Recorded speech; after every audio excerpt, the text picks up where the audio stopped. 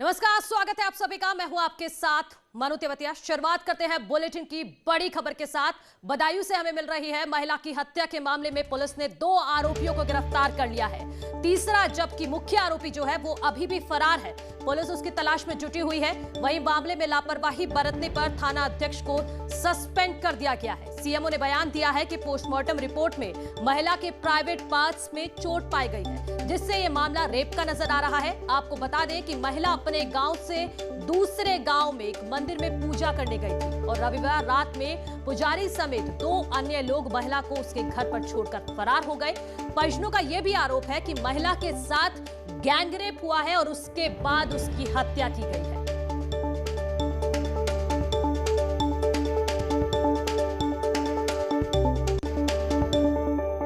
तो बदायूं में महिला की हत्या के मामले में मुख्य आरोपी की तलाश अभी भी चल रही है। हम आपको दिखाते हैं इस वारदात की पूरी कहानी, आप समझिए। रिपोर्ट आई है, उसमें उसको जो है जो प्राइवेट पार्ट्स हैं उस पर उसमें माइनर इंजरी है, जो टीयर्स हैं प्राइवेट पार्ट्स पर वो आए हैं और उसको फ्रैक्चर है, रिब का फ्रैक्चर है और उसके जो है एक पैर में जो है उसका फ्रैक्चर है। बाकी जो है चोट ऐसी हैं जैसे कि घिसड़ से लगती है, वो कहीं भी हो सकता है। तो उस चीज़ से है, उसमें जो है ब्लीडिंग ज़्यादा हुई है। ब्लीडिंग के बाद शॉक में पेशेंट चला गया है, शॉक के कारण उसकी डेथ हुई है। देखिए, वो खैती थाने का प्रकरण है जिसमें कि एक रेप के बाद हत्या का प्रकरण सामने आया है। इसमें स्थानीय थाना स्तर से भी कुछ लापरवाही ये हुई कि शिकायत आने से पहले तत्काल उसको संज्ञान में नहीं लिया गया और शिकायत आने के बाद भी थोड़ा डिले किया गया। तो प्रशासन का ये रुख है कि हम कानून व्यवस्था की स्थिति पे किसी भी प्रकार की लापरवाही क्षम्य नहीं होगी। हम इस पे हमारा रवैया काफ़ी सख्त है। उसको दृष्टिगत रखते हुए तत्काल प्रभाव से थाना प्रभारी को निलंबित करते हुए उनको लाइन हाजिर कर दिया गया है। इसमें आरोपियों की जो पीड़ित जन है उनकी ओर से तहरीर दी जा चुकी है, उसमें हमारी कार्रवाई चल रही है। पंजीकृत किया था जो 376D और 302 IPC सेक्शंस में था, इसमें 3 लोगों की नामजदगी की गई थी। उनमें से 2 लोगों की गिरफ्तारी हम लोगों ने कर रहे हैं और पुलिस की 4 टीमें जो हैं, एक फरार अभियुक्त है उसकी गिरफ्तारी के लिए लगाई गई है। फरार अभियुक्त के लिए 25,000 रुपये का इनाम भी मेरी तरफ से घोषित कर दिया गया है और हम लोग लगे हुए हैं जल्दी ही इस अभियुक्त की भी गिरफ्तारी कर ली जाएगी। उत्तर प्रदेश में अंधा राज चल रहा है, जंगल राज चल रहा है, अपराधियों का बोलबाला है। प्रभु उत्तर प्रदेश के मुख्यमंत्री जी, जब उत्तर प्रदेश की महिलाएं मंदिर में पूजा करते वक्त भी सुरक्षित महसूस नहीं करती हैं, उनके साथ अन्याय हो जाता है, आरोप वहां के महंत उनके चेलों पे लगता है, प्रभु तो महिलाएं कहां सुरक्षित होंगी? कोई निशंस जो है उसका रेप करके हत्या की गई है और ये निर्भया जैसी घटना है। देखिए, दुर्भाग्यपूर्ण है और इसकी पूरी जांच हो रही है और जो भी दोषी होएगा उसको कड़ी से कड़ी सजा दी जाएगी। डीएम और एसपी मिलकर जांच कर रहे हैं, जो भी निर्णय होगा हम कठोर कार्रवाई करेंगे, फास्ट ट्रैक कोर्ट के माध्यम से सजा दिलाएंगे। बहरहाल पुलिस भी मामले की गंभीरता समझ रही है, इसीलिए आला अधिकारी भी अब ऐसा कोई काम नहीं करना चाहते जिससे खाकी की ओर किरकिरी हो। Bureau report, news 18। वहीं इस घटना पर बीएसपी अध्यक्ष मायावती ने ट्वीट किया। उन्होंने लिखा है कि प्रदेश के बदायूं जिले में एक महिला के साथ हुई सामूहिक दुष्कर्म व हत्या की घटना दुखद और निंदनीय है। राज्य सरकार इस घटना को गंभीरता से ले और दोषियों को सख्त सजा दिलानी भी सुनिश्चित करे ताकि ऐसी घटना दोबारा ना हो। और इसी खबर पर ज्यादा जानकारी के साथ हमारे सहयोगी चितरंजन हमारे साथ जुड़ गए हैं। चितरंजन, जो मुख्य आरोपी है अभी तक फरार है, उसके बारे में अपडेट दीजिए और यह भी समझाइए कि पुलिस ने इस मामले को आखिर गंभीरता से क्यों नहीं लिया पहले। अभी तक मुख्य आरोपी जो है पिछले 3 दिनों से 3 तारीख की घटना है और आज तक वो फरार है और पुलिस ढूंढ नहीं पाई है। वहीं मुख्य आरोपी मीडिया को भी बयान देता रहा कि मैंने ये घटना नहीं करी है। अब जब मामला मीडिया में आया है तब पुलिस जागी है।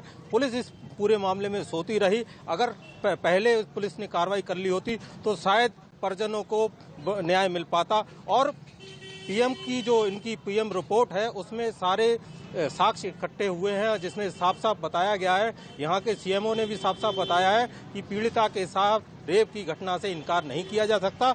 घटना हुई है, बड़ी घटना हुई है। वहीं इस मामले में एडीजी ने अभी गांव गए हैं, उन्होंने घटना निरीक्षण किया है और उन्होंने कहा है कि बहुत जो भी शुक्रिया, दोषी वक्त की होगा। कमी है चितरंजन, बहुत शुक्रिया आपका तमाम जानकारी के लिए। आगे बढ़ेंगे। वक्त है अब लखनऊ से जुड़ी एक बड़ी खबर का। रोहिंग्या से जुड़े मामलों में यूपी एटीएस की छापेमारी हो रही है। यूपी के खलीलाबाद, बस्ती और अलीगढ़ में छापेमारी हुई है। कुल 5 ठिकानों पर छापेमारी चल रही है। खबर यह भी है कि मुंबई और हैदराबाद में भी छापेमारी हो रही है। इसी को लेकर पूरा मामला जो है ये ह्यूमन ट्रैफिकिंग से जुड़ा है। यूपी एटीएस का आज बड़े पैमाने पर ये छापेमारी का पूरा कार्यक्रम चल रहा है। शाम 5 बजे एडीजी-एलओ प्रेस कॉन्फ्रेंस करेंगे, यानी कि अब से कुछ मिनट बाद, अब से 40-50 मिनट बाद एडीजी-एलओ प्रेस कॉन्फ्रेंस करेंगे और पूरी जानकारी देंगे ये छापेमारी के बारे में जो यूपी एटीएस कर रही है अलग अलग जिलों में।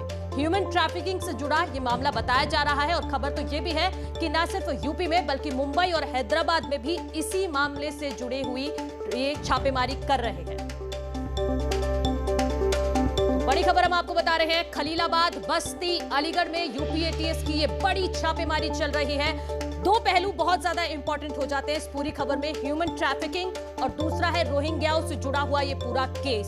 तो ये पूरी छापेमारी में क्या निकल के सामने आता है, इसके लिए हमें थोड़ा वक्त इंतजार करना पड़ेगा, क्योंकि एडीजी-एलओ प्रेस कॉन्फ्रेंस करेंगे तब वो पूरी जानकारी देंगे इस छापेमारी के बारे में। लेकिन ये बड़ी खबर हम आपको बता रहे हैं और हमारे सहयोगी ऋषभ बड़ी ज्यादा जानकारी के साथ जुड़ गए हैं। ऋषभ, आप अपडेट बताइए। देखिए मनु, अभी जो जानकारी सामने आ रही है उसके मुताबिक ये ह्यूमन ट्रैफिकिंग से जुड़ा हुआ पूरा मामला है।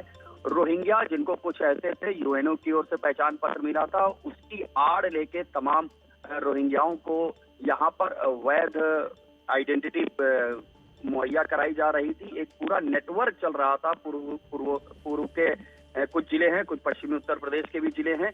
इस पूरे नेटवर्क का खुलासा किया है यूपी एटीएस ने और अभी जो जानकारी आ रही है उसके मुताबिक आधा दर्जन आरोपियों को हिरासत में लिया है। बाकी जानकारी शाम 5 बजे जी बिल्कुल ऋषभ, हम भी इंतजार कर रहे हैं 5 बजे का, जब एडीजी-एलओ प्रेस कॉन्फ्रेंस करेंगे और पूरा मामला साफ हो जाएगा। बहुत शुक्रिया आपका तमाम जानकारी के लिए।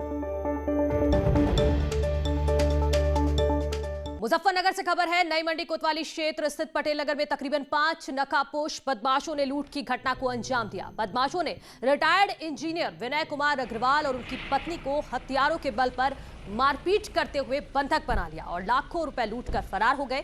सूचना पर खुद मुजफ्फरनगर एसएसपी अभिषेक यादव भारी पुलिस फोर्स के साथ मौके पर पहुंचे और बारीकी से मामले की जांच पड़ताल शुरू कर दी है। एक कॉलोनी है, उसमें एक परिवार रहता है, व्यक्ति हैं, उनकी वाइफ है, ये 2 लोग हैं। शाम को ये लोग बाहर गए थे, जब वापस आए तो इनका बताना है कि वापस आने के बाद जैसे घर में घुसे उसके 5-10 मिनट बाद 4-5 लड़कों ने आके बेल बजाई। बेल बजाने के बाद अंदर आए। वो अंदर आने के बाद इनको ओवर पावर करते हुए, ये दंपति दोनों ही रहते हैं नीचे, तो इनको ओवर पावर करते हुए इनके घर में से जो इनका कैश है, कुछ ज्वेलरी है और इनके जो मोबाइल फ़ोन्स हैं उसको ये लेके चले गए हैं। उसके बाद इनको एक साइड में करके चले गए थे। तो हमारी टीम मौके पे है और हम लोग पूरे मैटर को इन्वेस्टिगेट कर रहे हैं। बहुत जल्दी इसमें इन बदमाशों को पकड़ के इनके विरुद्ध बहुत कठोर कार्रवाई की जाएगी। कट्टा था और बाकी चाकू थे और मुझे कहने लगे जान से मार देंगे, जो भी माल है वो दे दो जी। मैंने कहा जो भी है वो ले लो, उसमें क्या दे दो। वो कहने लगे जेरवल लो, सारा हो ले। वाइफ से कहने लगे, मैंने कहा भाई जो तेरे पास है वही ना दे दे, ले जाके। वो कहने लगे मेरे पास तो कुछ भी नहीं है। मैंने कहा तू जो भी है ले जाके दे दे, जिंदगी बचाने का। कुल कितने बदमाश थे, किस समय की घटना है ये? 7 और 8 के बीच की है। कितने बदमाश थे? 5 रहे होंगे, ऑलमोस्ट 4-5। प्रतापगढ़ में दबंगों ने छेड़खानी का आरोप लगाकर एक युवक की जमकर पिटाई कर दी। बागराय इलाके में सड़क पर लड़की के सामने युवक को बर्बरता से पीटते रहे, जबकि लड़की ने इन दबंगों से रहम की भीख मांग रही थी, लेकिन दबंगों ने युवक को लाठी डंडों से जमकर पीटा है। तस्वीर आप देखिए। समाज से बचने के लिए युवक ने दबंगों की शिकायत नहीं की, लेकिन वीडियो सोशल मीडिया पर जरूर वायरल हो गया है, जिसके बाद पुलिस ने भी इस मामले का संज्ञान लिया है और युवक की शिकायत पर दबंगों के खिलाफ केस दर्ज किया गया है। सोशल मीडिया पर मारपीट की घटना का एक वीडियो संज्ञान में आया, जिसकी तत्काल छानबीन की गई। ये थाना बागराय के बदली के पूर्वा ग्राम की घटना है, जिसमें जो पीड़ित व्यक्ति है उसका पता लगाया गया है और उनसे तहरीर प्राप्त करके जो मारपीट करने वाले हैं उनके विरुद्ध सुसंगत धाराओं में अभियोग पंजीकृत करके उनकी गिरफ्तारी के लिए कार्रवाई की जा रही है। बांदा में दबंगों का कहर सामने आया है, जहां एक ही परिवार के 3 सदस्यों को दबंगों ने मारपीट कर लहूलुहान कर दिया। घटना के बाद परिजन और स्थानीय लोगों ने जिला अस्पताल में भर्ती कराया, जहां एक व्यक्ति की हालत गंभीर बनी हुई है। पूरा मामला शहर कोतवाली के छुटकहारी से है, जहां ये सामने आया है कि पड़ोस में शराब पी रहे दबंगों को रोकना एक परिवार को भारी पड़ गया। शराब पीने से मना करने पर दबंगों ने घर में धावा बोल दिया और परिवार के 3 लोगों को लहूलुहान कर दिया। फिलहाल पुलिस ने मामला दर्ज कर लिया है। शहरी क्षेत्र में घटना हुई है एक मारपीट की, तो उसमें 3 लोग भी घायल हैं, जिनके इलाज जिला अस्पताल बांदा में किया जा रहा है। उनसे एक ही हालत गंभीर है। सर इसकी जो है एक बार इसने लड़ाई करा था, हम लोग एप्लीकेशन इसकी सर रखी है हमारे। अच्छा, फिर झगड़ा किस बात को लेकर हुआ? कौन लोगों ने मारा? रंजिश है, ये पी के जब भी आ जाता सर लड़ाई झगड़ा करता। हमने एक बार कोतवाली एप्लीकेशन दी थी, तो जो है 2 पुलिस वाले आए थे, करते कि वो पुलिस वालों को देखा भाग गए। पुलिस वाले उल्टा हमको 4 बातें सुना के चले गए, करे यहाँ पर कोई लड़ाई झगड़ा नहीं, कोई भी नहीं है। उधर ग्रेटर नोएडा में 10वीं क्लास के छात्र को डंडों से बेरहमी से पीटा गया है। निजी स्कूल संचालक पर मारपीट का आरोप लगा है। आरोप है कि बस की सीट फट जाने को लेकर निजी स्कूल संचालक और प्रबंधक ने 10वीं क्लास के छात्र को स्कूल के कमरे में बंद करके डंडों से पिटाई की है। पिटाई की वजह से छात्र के शरीर पर चोट के गहरे निशान बन गए हैं, जो आप देख भी रहे हैं। पुलिस से पीड़ित परिवार के लोगों ने शिकायत भी दर्ज कराई है। पूरा मामला ग्रेटर नोएडा के बादलपुर थाना क्षेत्र का है।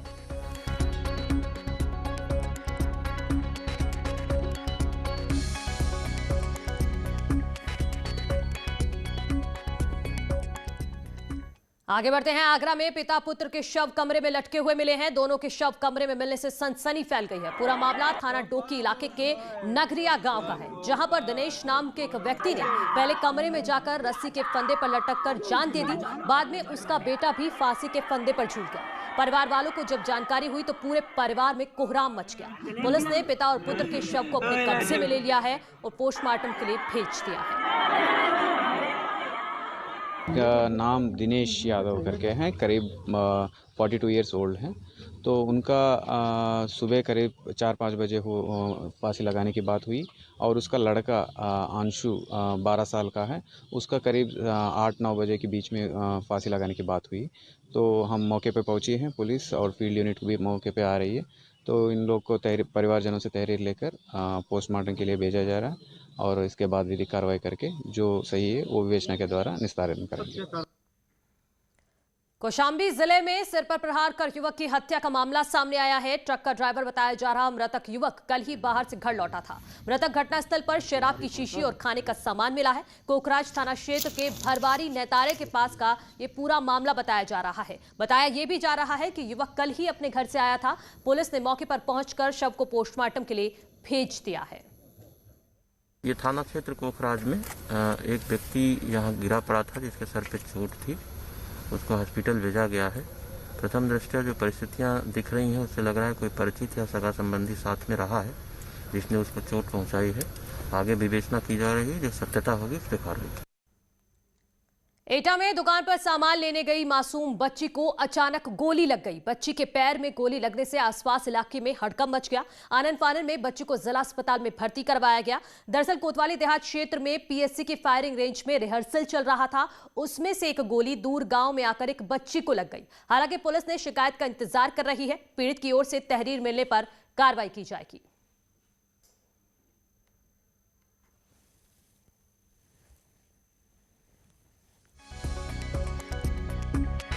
में पीएससी बटालियन द्वारा संचालित फायरिंग बट पे आज जब पीएससी के कुछ जवान अलीगढ़ से आके फायरिंग कर रहे थे, तो लगभग 3 किलोमीटर दूर फायरिंग बट एरिया से आगे एक गांव में 7 वर्षीय बच्ची के पैर में अचानक गोली लगी थी।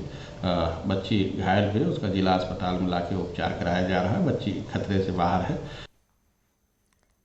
फतेहपुर में 2 पक्षों में हुए मामूली विवाद में अवैध असलहों से फायरिंग करना दबंगों को महंगा पड़ गया है। मामले की शिकायत के बाद पुलिस ने 2 आरोपी युवकों को गिरफ्तार किया है। पकड़े गए आरोपियों के पास से पुलिस ने एक अवैध बंदूक और कई जिंदा कारतूस बरामद किए हैं। मामला जिले के असोदर थाना इलाके का है, जहां 2 पक्षों में मामूली कहासुनी के बाद एक पक्ष से दबंगों ने फायरिंग कर दहशत फैलाई थी। सीओ थरियाव अनिल कुमार ने बताया है कि पूरे मामले में जांच के दौरान 2 युवकों को पुलिस ने गिरफ्तार किया है। पकड़े गए आरोपियों के पास से पुलिस ने अवैध असलहा भी बरामद किया है। इसके संबंध में पुलिस अधीक्षक महोदय द्वारा मुझे एक जांच सौंपे गए थे। इस संबंध में मेरे द्वारा मौके पर जाके जांच की गई तो पाया गया कि 2 पक्षों में विवाद हुआ था और एक पक्ष के पास नाजायज असलहे थे। इस संबंध में सत्ता की जानकारी करने के बाद तत्काल एसओ असुथर के नेतृत्व में एक टीम गठित की गई। इस संबंध में 2 व्यक्तियों को गिरफ्तार किया गया। खबर गाजियाबाद से है, जहां थाना कोतवाली के क्षेत्र किराना मंडी के पास दबंगों ने कंपनी में घुसकर मारपीट की है। ट्रांसपोर्ट कंपनी के अंदर घुसकर दबंगों ने एक युवक से मारपीट की, जिसमें पीड़ित को गंभीर चोटें आई हैं। ट्रांसपोर्ट कंपनी के अंदर घुसकर हुई मारपीट सीसीटीवी कैमरे में कैद हुई है, जो आपके सामने है।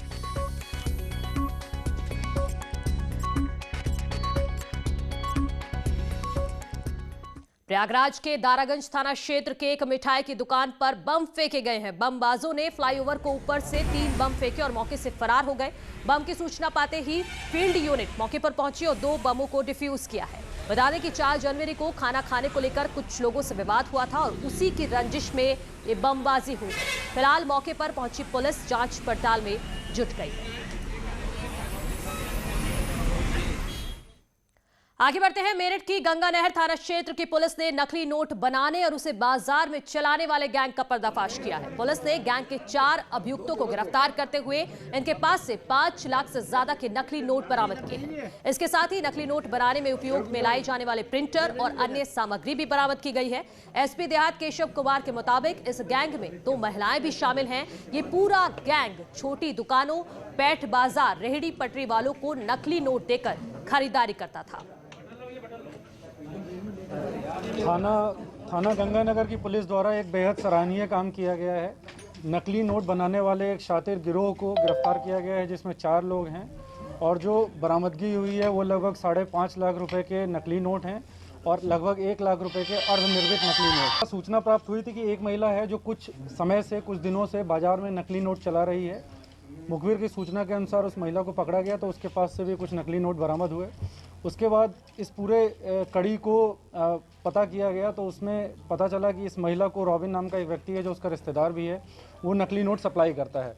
रॉबिन तक पकड़ा गया। उसके बाद जो इसके पीछे के जो सरगना थे, इसमें 3 व्यक्तियों का नाम सामने आया है। एक का नाम विनोद है, एक का नाम सिकंदर है और तीसरे का नाम प्रशांत है। विनोद, सिकंदर और प्रशांत। उधर फतेहपुर जिले में हुसैनगंज थाना पुलिस ने नेशनल हाईवे पर गोवंश से भरा एक ट्रक पकड़ा है। ट्रक से कुल 18 गोवंश बरामद किए गए हैं। पुलिस ने मौके से ट्रक चालक समेत 4 पशु तस्करों को गिरफ्तार किया है। बताया जाता है कि बरामद किए गए गोवंश वध के लिए शिकोहाबाद से बिहार ले जाए जा रहे थे। पुलिस ने पकड़े गए पशु तस्करों के खिलाफ मुकदमा दर्ज कर उन्हें जेल भेज दिया है। वहीं बरामद किए गए गोवंशों को स्थानीय गो आश्रय केंद्र में पहुंचाया गया है। थाना हुसैनगंज पुलिस ने डलमौर रोड पर गौवंश से भरा ट्रक पकड़ने में सफलता प्राप्त किया है। ट्रक में 18 गौवंश बरामद हुए हैं। ट्रक चालक समेत 4 तस्कर गिरफ्तार किए गए हैं। गोवंश से भरा ट्रक वध के लिए फिरोजाबाद से बिहार जा रहा था। इस संबंध में थाना हुसैनगंज पर अभियोग पंजीकृत करके विधिक कार्रवाई की जा रही है।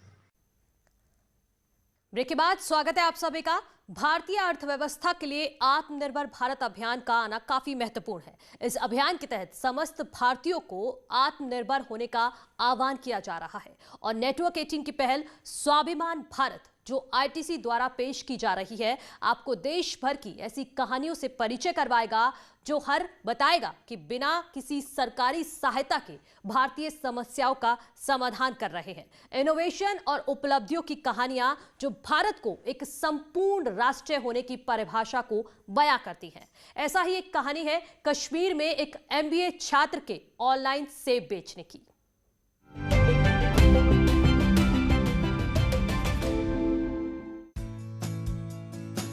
कश्मीरी सेब दुनिया भर में मशहूर है, लेकिन महामारी की वजह से इस साल सेब के बागानों पर गहरा असर पड़ा है। शोपियान के MBA ग्रेजुएट अदनान अली खान ने इससे निपटने के लिए एक नायाब तरीका ढूंढ निकाला है।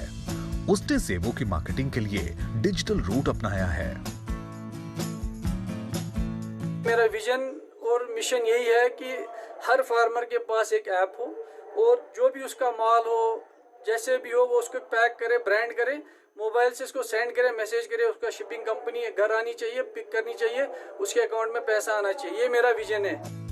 अदनान ने देश और विदेश में कुल मिलाकर अब तक 10,000 से ज्यादा के ऑर्डर डिलीवर किए हैं और उसे इस काम के लिए कश्मीर के लेफ्टिनेंट गवर्नर से अप्रिसिएशन सर्टिफिकेट भी मिला है।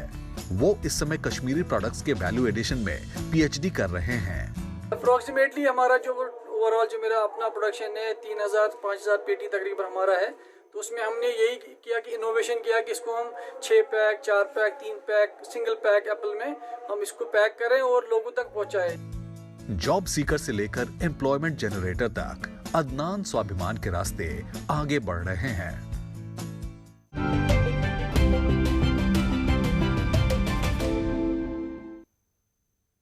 तो भारत से ऐसी ही सफलताओं की कहानियां देखने के लिए बने रहे नेटवर्क 18 की खास पहल आईटीसी प्रेजेंट्स स्वाभिमान भारत के साथ।